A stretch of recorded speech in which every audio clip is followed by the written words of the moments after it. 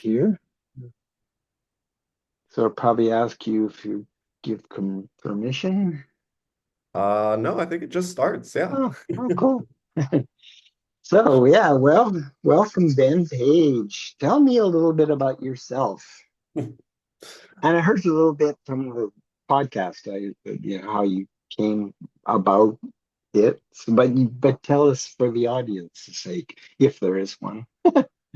I mean, I'm probably most well known as a forest therapy guide, and I got into that doing a whole bunch of different stuff. I was studying something called the Way of Counsel, which is a kind of community building restorative justice technique.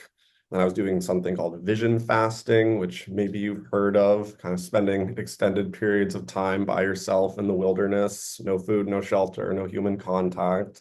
Cool. And I just kept running into different people doing different things. And eventually I got kind of invited to come take this training in forest therapy guiding, which when I was invited to it sounded like I've never heard of this. I have no idea what this is. Sure, why not? So I was trained in the second cohort of guides. And then in the fifth cohort, they needed another trainer. So they invited me to come be a trainer.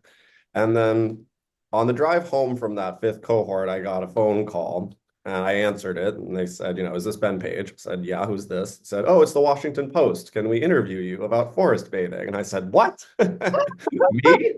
Wow, And wow. they said, yeah, you're the guy. I said, oh, I am? Okay. So Uh, that kind of kicked off a number of years, running around the world, training people. In 2020, Simon& and Schuster called me up, wanted me to write a book about this. So yeah, it wow. just kind of kept rolling. And this Yeah, year I retired wow. from training guides, but I still practice and guide and working on some new projects. So yeah, that's So, kind of a little bit about me, how I got here. so just tell me a little bit, if you don't mind, what are your new projects? Where's your passion and heart going now? Like, That's a great question, and I'm trying to figure out a good answer to that. yeah. I mean, I'm kind of in like a dreaming period. Hmm. I can't tell you too much because honestly, it hasn't all come into kind of formation yet, but kind of working on designing new immersive experiences in nature. I'm really interested in working more with movement and sound. Hmm. A couple Hmm. of years ago, I was given some equipment to DJ a party that my friend wanted me to DJ. And so, I like dance music, but I also like this very kind of ethereal, not dance music. Right, yeah, yeah. It's kind of like a Yeah. sound bath, but like an electroacoustic sound bath, using some acoustic instruments and then some electronic instruments and taking people outside and getting them to kind of go into a state of trance, just looking at the sky, looking at the trees, listening to the birds. Think of it, it's cool that, nature kind of becomes part of the music. And I'm still writing a lot, working on a book of essays right now, but yeah, like I said, it's kind of still coming into formation. I'm trying to keep myself busy, but not too busy. Have you seen that thing where they hook up musical like uh, receivers to Yes, plants? And yes, so, yes. And the plants and the mushrooms make yeah. music. I know. I really wonder about the technology with that. It seems so strange. Yeah, it seems strange, but I am a tech person and I'm also a Star Trekkie, so it's like it's just something that we're not used to, but the technology now is becoming insane. I mean, it's just something we've never seen before. Yeah, absolutely. Yeah, I mean, I wonder about that kind of technology because it's like, is this the authentic voice of the plant? Is this the medium through which we can hear a song? Or is this kind of an interpretation of the music of the plant? Well, totally. I mean, that's the million-dollar question. And is this Ben and Don? I mean, and we don't know anymore, Exactly. or the avatars. So I don't know where get that honesty, but I think his name was Ghost, was the East Indian scientist who hooked up the plants to electric things a long time ago. Hmm. So and the Heart Math Institute is measuring a tree and people tuning into it. So there's a lot of sciences in the mother tree with Suzanne Simard and myself personally. Yeah, I mean, it's I've been studying this well since for 50 years, but then I've been intensely researching it for the last year, like going into depth in terms of how do we communicate with plants? Like, okay, so I'm Don Ollsin. I have many hats, but right now the one I'm wearing in this interview is the Earth Song Movement. Say hello to a plant or fungus today. I have to include fungus because 90% of the plants on the earth are in a mycorrhizal relationship, and the fungi were here first 700 million years ago, and the plants then crawled out of the ocean and 400 million years ago and began the symbiotic relationship with mushrooms. So they've been, and that I love mushrooms as much as I've loved plants. So I've delved deep into the mushroom world too. So that's me. And yeah, so communicating it, that's a big thing. Like that's why I say hello to a plant because everybody gets, in their head about what's happening and is the plant talking or is just my imagination or so I'm trying to suss that out. I mean, so what's your gut feeling on like you've done this, and so what's your personal I mean, relation? I guess part of the thing to start with for me is like perhaps it's completely irrelevant if the plant can hear us. Perhaps the idea of saying hello to the plant is actually about reframing our relational psychology. I have a friend and teacher who lives in Southern California, and she would always say, she would go out on a walk every morning and she'd greet all the plants by, "Good morning, Your Majesty." I love And it. I said, that's cool. Why do you do that? And she said, well, after I say good morning, Your Majesty, to this tree 1,000 times, I start to perceive it differently. It's not just about, yes, part of it is just the acknowledgement, just the directed attention to the being. And part of it, I think, is, the Your Majesty part makes it feel very, I you love feel it. honored to be Yeah. saying good morning, Your Majesty. It's not just a, oh, hey. Yeah, my But teacher, Ellen White, that you don't have in the video, but she's a Coast Salish elder who are the natives where we live. And I personally studied with her for about 35 years, and she adopted me into her family. But their approach is a much more humble one towards nature. They're not, extractive. And this is, there's like your Majesty. They would give that kind of respect to the plant, right, so that fits in. And I love that. Yeah, that's my whole idea is that they're not a backdrop.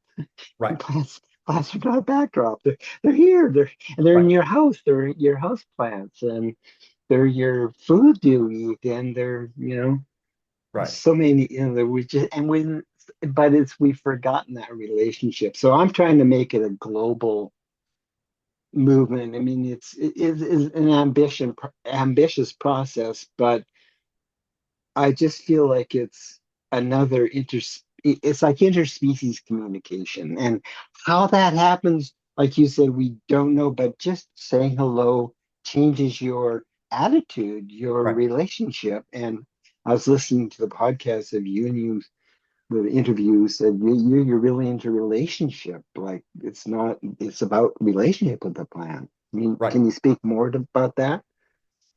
Yeah. I mean, I guess part of it is you can't have a relationship with an object, right? A relationship is by definition something that exists between two subjects who have, the capacity to perceive and relate to each other. And so, yes, this is part of the problem with our ecological education, which has kind of objectified the natural world. I think this is really, I always say Rene Descartes was probably my big arch nemesis in history. One of his big things was basically that, humans have a soul, which gives us this special character within the natural world, and that everything else is just like a machine. You know, plants and animals and fungus, they don't have kind of this beingness. And so we're brought up in that framework of thought that plants and animals and fungus do not have the capacity to have a relationship with us. Now, of course, if you ever had a pet, people tend to deconstruct that rather quickly, right? But okay, my dog is not just a machine. My dog actually has some kind of beingness, and I can have a relationship. And this is why people get very sad when their dog passes away, in a way that they do not get sad if their television breaks, right? So we can deconstruct that idea very quickly, but yeah, you have to first understand that a relationship can only exist between two interperceiving subjects. And so that first step, like where we started, maybe the first step is just me buying into the idea, or believing, we could use that word, that I can address the plant and that it can receive that.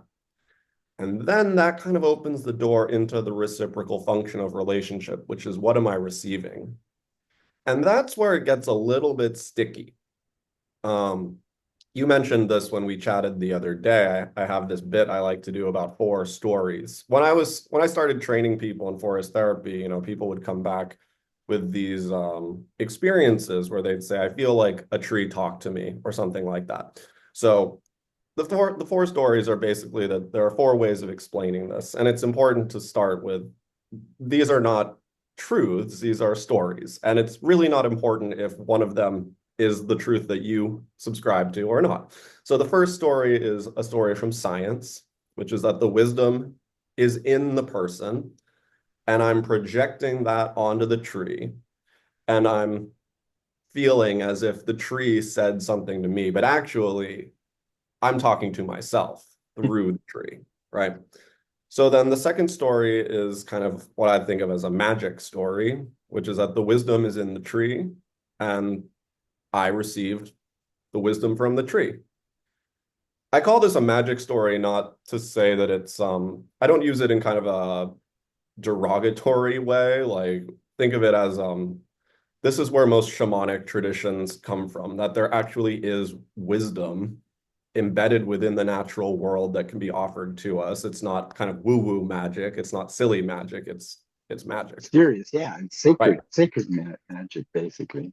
Right. The third story I like to think of as a council story. Council is that thing I referenced earlier about sitting in a circle, and in council, the maxim is that the wisdom is at the center of the circle. However many people or beings are sitting in that circle, the wisdom lies within the center, and we're all equidistant from that center. So in the third story, it says, well, the wisdom is in the relationship between the person and the tree. That wisdom could not have existed without both the person and the tree. And then the fourth story is a Zen story, which is that there is no person and there is no tree. There is only, and that when you have those kinds of experiences, you're actually kind of peeking behind the curtain. You know, you're seeing reality in a way, or you're Great. seeing reality in a way that does not exist in kind of our normal perception of reality.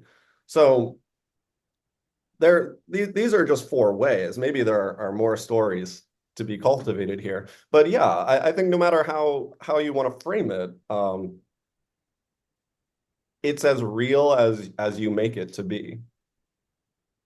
Yeah, I'd like to expand on all those a little bit. So the first story, the scientific, I think we have the blessing that that story is now growing into a more supportive of the relational. I understand your discardy thing, and I've lived that with all my life. And I like to think of Martin Buber of I and thou versus I and it. And I like Mhm. to think of Carlos Castaneda when Don Juan said, Carlos, your problem is that you think you're an object among objects, and that's kind of what you're saying is that we're looking at trees as objects. They're not. They're sentient beings. Right. And the second one, I shared that story with you, but I don't know how much I got when in 1986 I actually had the experience of Deva, and she talked to me, and she called me like the tree I'd been.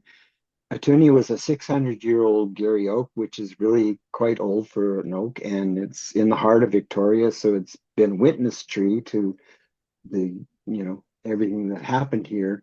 And I'd been working with it, communicating with it, doing everything with it, sleeping underneath, just having a relationship. It was on my way to work. So I would walk to I had a herb store at the time. I would walk past it and walk back from it. So I'd spent a lot of time with it. And it came down in a winter storm. It blew down. It Mm. was dead. And so I I was called to it. And when I came there at night, all of a sudden I saw it lying on its side, and I saw a blue light, and in this blue light, which is an anthropomorphizing, it's like I saw a human figure, but but I saw this energy, and this energy communicated with me, saying, "I have come to say goodbye to you because I'm leaving this. I'm no longer in this form." So I believe deeply in that story, and that's part of my that's the James Hillman would say that's the tree I live on, and Carl Jung's there and James Hillman and Ben Page. Well, man, I don't know if Ben Page is, yeah, I don't know. Yeah. So, but I also like all the stories. I don't think I love your council story. And the last one, I'm exploring resonance. So I think that I love Robert Sordello says we could put our attention on the tree or we can put our attention in the tree. And Mm. that's a huge difference. That's a total different. But when we put our attention in the tree, and that would be shape shifting in shamanism, I become the tree. And my teacher taught us how to keep a part of ourselves out from this because she tells a cute story. I won't go into the details now, but it's about Smythe the deer, and Spice goes into the tree but becomes the tree, can't get out. So warns you to keep a part of yourself, meta communicator around when you're Right. doing that kind of work. So Yeah. And I mean, I think when it comes to kind of talking about this in a public setting or trying to teach around this, having a framework of story is really important. oh, I thought it was brilliant. No, I Trying thought it to was. trying to push people into saying, this is true. Yeah. So Oh much resistance no, and well, people's cultural conditioning around this is so strong that it's really hard to actually have a conversation about this at all. yeah, and I love that but puts all the stories in, because if we just stay with the science story and everything's got to be proven scientifically, then Right. we lose out those other stories, and Absolutely. and so that's where I love that ability to do it. Um, so relationship,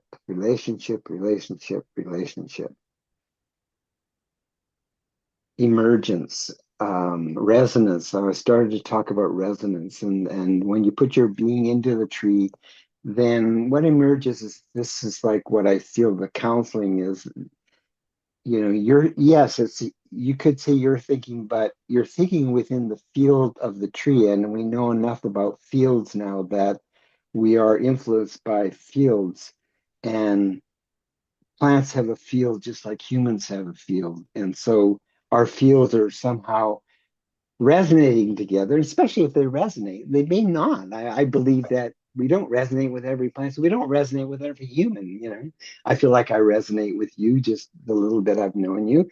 But if I was talking, I talked to a very, very well-known herbalist friend of mine, and I was kind of shocked that he was so scientific. I didn't resonate with him. And on that level, I still resonate with him on everything else, but I was, it was like, whoa, okay, And then I talked to another one, and she resonated. And then I talked to Lishan, who brought us together in Sweden, and we totally resonated with her. So yeah, so I'm just trying to bring that point of resonance. There's something that happens in our own being that brings out some. I have a best friend who was with me when I had that experience 40 years ago, and I just came from coffee with him. We resonate deeply together, and so when we get together, we can go to magical places just in our conversations, because we don't have to. we know exact other so deeply, and we resonate. Yeah. So when you say resonate, it's kind of like an easefulness. Yeah, Like, yeah, yeah. It's coherent. It's not yes, incoherent. The coherent. fields aren't jagged. They're like dancing together. I mean, when I hear resonance, I always think of heart math and the Yeah, research that yeah. they're doing around resonance. But if I'm understanding it correctly, and this is like Rupert Sheldrake stuff, and it's quite complex. But if I'm understanding it correctly, the heart generates an electromagnetic field around the body, and that all beings who have an electromagnetic field, like plants all have electric energy Yeah. running through their bodies as a means of communication between the different parts of the tree, right? And anything that has this electrical current generates a field. And so HeartMath says your heart field is about a 6 foot radius Yeah. around your body. And that I guess the electromagnetic field of your brain is like 8 inches off your head. So our heart field is actually rather large. And so if you are standing within 6 feet of a tree, the tree's electromagnetic field and your electromagnetic field are interpenetrating each other. And so in that moment, if you are having a coherent resonance, if you are resonant, which as you say, it's not automatic. Yeah. Not guaranteed. When you have that coherent field or the coherence between the two fields, it opens up this channel where information, you could call it, can move between two subjects. And it's not through a cognitive process, right? So that's where I'm kind of interested in this whole thing, which is that I find that most people, when we have conversation about talking with a tree or a plant or a fungus or another animal, oftentimes it reflexively boils down to a cognitive experience. And so people want to have a conversation verbally with the tree. Now, I don't have any problem with that. That's perfectly fine. If that works for you, that works for you. For me, that's always felt a little bit confusing to me because I have a hard time intellectually getting around the idea that the tree speaks English, you know. I Yeah. just I No. just really struggle. Yeah. So for me personally, there was a book I read a while back. Gosh, I'm forgetting the name of it, but the author basically said that we are equipped with five doors of perception. So thought is the first one.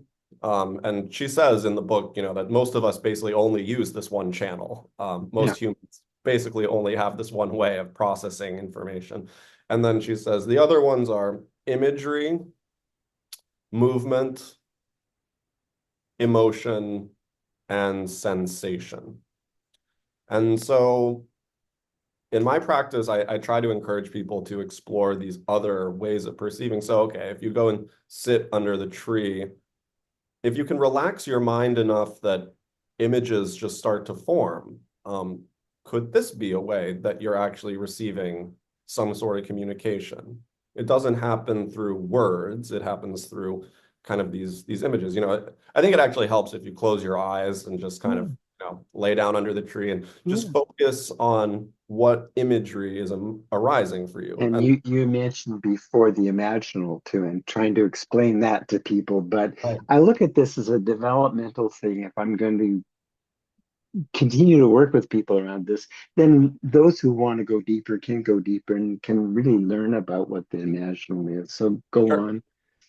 And then you can do the same for, just paying attention to your emotional body, paying attention to the sensations that are coming up, paying attention to maybe your body wants to move in a particular way, and that all these things can have some sort of communicative quality to them that, we don't just communicate through thought and word.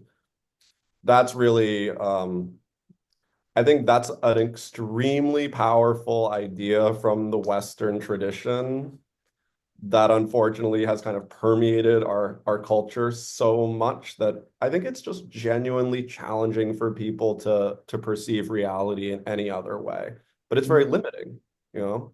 I think one of the things that one of the things I'm working on now is called somatic lucidity. So Okay, it's explain. becoming somatically intelligent. The beautiful thing about the physiology of the body, there's a thing called interoception, which Right. includes proprioception.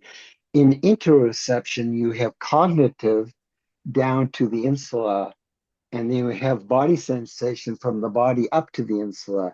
The insula turns body feelings into thought, and the turns thought into body feelings. Hmm. So you have this beautiful dance. So what I'm trying to teach people just like that is that, and in some terms we call them unoccupied because we haven't used them. So we're not intelligent in that way because we, like you said, we've had a dominance of cognitive thought, but they're very powerful because they're like a child. They're like a, first experience. So we can actually get a lot more from there because we don't have the filter. We don't have the Right. biases. We don't have the, well, is this true or not true? We don't have the critic. It was just a fit. So that's my goal, is to train people how to become somatically lucid, if that's, or they can become imaginal. Like it's like, yeah, we don't just cognitively talk to trees. We might, that might be part of it if we're in resonance and that's what it is. But otherwise, it could be a totally other channel, and it may not even need to go into, you know what I mean? Like the healing could take place with any words, and not even the healing. The relationship could take place without any words. You could be Right. in relationship and not say anything. It's just your body's having an experience, and we don't know what the tree's having, but we're having an experience relative to being in close proximity of the tree. Right. I want to say something else after, but you go ahead. But I just want to come back to the heart math thing. But you go ahead and just respond to that. Sure. I mean, the thing I was going to add is I also find, you know, trees, let's just take trees as an Yeah. example. Um, we are genetically related to these beings, and so we clearly have some kind of overlap in our experience of reality or consciousness. And I think it's okay to admit that trees probably don't care about a lot of what we have going on in our lives, you know.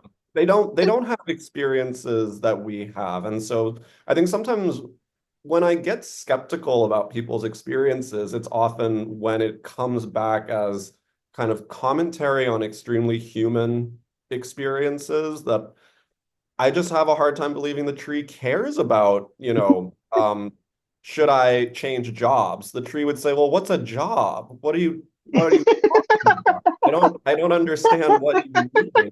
And the person is Yeah. having this big existential crisis about, should I be in publishing or should I be in manufacturing? Whatever it is, Yeah. oh, should I do this? Should I do that? And the tree would say, why are you caring about this at all?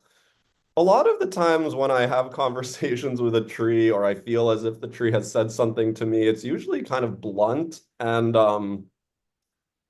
awakening in a way that's like, I think the trees think a lot about death and they think a lot about what they're doing here and now and how they're cultivating a network of relationship that sustains not only their own lives, but the lives of beings Mm, around them. And that's there's a cool. lot of stuff for trees, I think, Mm. that they find humans are using a lot of their intellectual energy thinking about completely ridiculous things. Yeah, like a job. Maybe that's not an objective truth. That's not to say that what we think about is ridiculous. It's to say that the tree would probably think Yeah, it's yeah, ridiculous, yeah, yeah, yeah. right? No, I totally agree. Like I said, yeah, I'll get different kind of advice from my trees, and it's usually, yeah, more like the last time I was talking about this, it was, I don't know what I was saying, but it's just going, no, no, no. What, where are your roots? What's nourishing you? Right, Like, right, where are you getting your sustenance from? right, Oh, right. Yeah, okay. the tree Yeah. actually cares Yeah. about that. Yeah, hey, yeah, yeah, because it's important if you're going to live. I want to go back to the heart math institute. So one of the exercises I do in my live classes, I get people to. I learned this in process-oriented psychology, which is Dr. Arnold Mindell, was called Dream Body, and and it really changed my life. But you have two people stand about 3 paces apart, but that's about approximately 9 feet. However long it's going to take to get 3 steps into, each other. And you're facing each other, eyes open or closed. Usually the person who's the receiver, I ask them to close their eyes, but you then tune into each other's energy from that distance. And the person who's the receiver is in control, and they tell the other person when they can take 1 step forward. But they first of all start feeling, because they're within 12, like 6 feet, 6 feet, so we're within that radius where our things are melding, right? And Hmm. so then they take 1 step forward, and then the person who's receiving feels that and goes and they wait until they feel comfortable. They give another strong nod, and the person takes another step, and then they wait there, and then they take another step, and then now they're standing face to face. And at that point, because there's a lot of sexual abuse, and I think that's why somatic work is so popular now, because of Peter Levine and so many other people. People have, just, they take it somatically, so that's where the trauma stores. So I don't tell the people can give a last yes to hug or no. That's enough. But that's to then go and do that with a tree. So Mm. that's the setup I use before I say, okay, now do that. And I've got a cute story quickly. There was this tree. A student came to me and went for coffee, and then I said, "Well, let's go out and we'll do some work with the tree." So we started. We went down the block, and there's this big, beautiful oak tree. I was with her it today, and I said, "Okay, now put your hands down. And we'll start walking to the tree, and I want you to just feel the heart of the tree." As we walk towards it, and we're about 20 feet outside the tree, and all of a sudden, this booming voice comes up from behind us and goes, "Good morning. So you've met Horatio." And so this whole tree had a name. It's been part of the community. It's about I did a thing on it this morning about age. It's somewhere around 300 or 400 years old. Mhm. So, but it was so funny because yeah, so trees have there's in certain communities, trees like that tree is a part of the community. The whole community got behind saving it because it was dying and stuff, and now it's thriving. So that's the whole idea too, is to bring us in. Another thing with Earth Song movement, I'm trying to tune into dying trees or Yeah. distressed trees because look, they probably can use some.